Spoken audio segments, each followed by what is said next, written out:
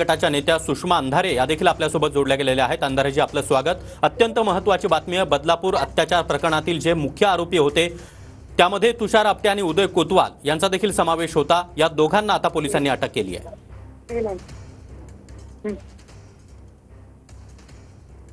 या सगळ्या संदर्भाने वारंवार आरोपी का पकडला जात नाही यावर आपण भूमिका मांडत आलो। आता हे दोन लोक पकडले गेले आहेत, तर मला अपेक्षा आहे की तपासाला कदाचित वेग येईल।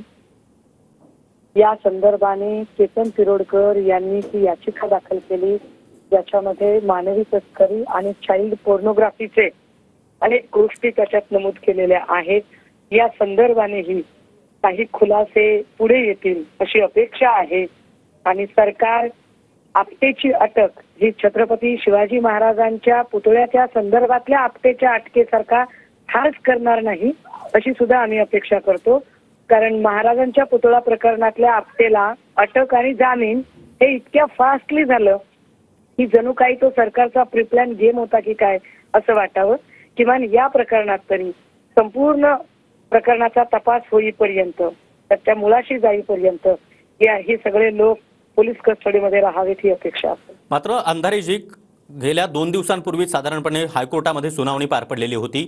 या संपूर्ण तपासावरून हायकोर्टाने अतिशय कडक शब्दांमध्ये ताशेरे ओढलेले होते। काही सवाल देखील या प्रकरणामध्ये उपस्थित केलेले होते आणि तुषार आपटे, उदय कोतवाल यांच्या फरार असण्यावरून देखील त्यांनी पोलिसांच्या एकंदरीत तपासावर हे प्रश्न उपस्थित केलेले होते।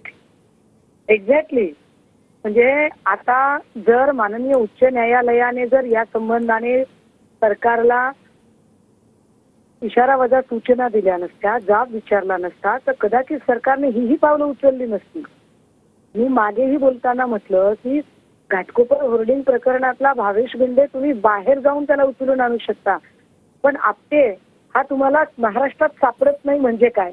हे सरकारचं अपयश आहे। काही घटना घडून जाते आणि त्याच्यानंतर खूप विशेष म्हणजे त्या घटनेत आपटेच्या संदर्भाने साक्ष देऊ शकणारा महत्वाचा दुवा अक्षय शिंदे याने काही सत्य उघडण्याच्या आधीच त्याचा खात्मा केला जातो। आम्ही वारंवार म्हणतो की अक्षय शिंदे हा कोणी समाज सुधारक नव्हता, परंतु किमान त्या चाइल्ड पोर्नोग्राफीच्या संदर्भातले खुलासे बाहेर येईपर्यंत तरी त्याला त्याचं जिवंत राहणं गरजेचं होतं, हेही तितकंच खरं। पण बघूया सरकार खरंच किती सरकारची नियत आहे या प्रकरणाच्या मुळाशी जाण्याची आणि खरंच यातलं ते रॅकेट बाहेर काढण्याची। नक्कीच अंधारेजी, खूप खूप धन्यवाद। तुम्ही आमच्या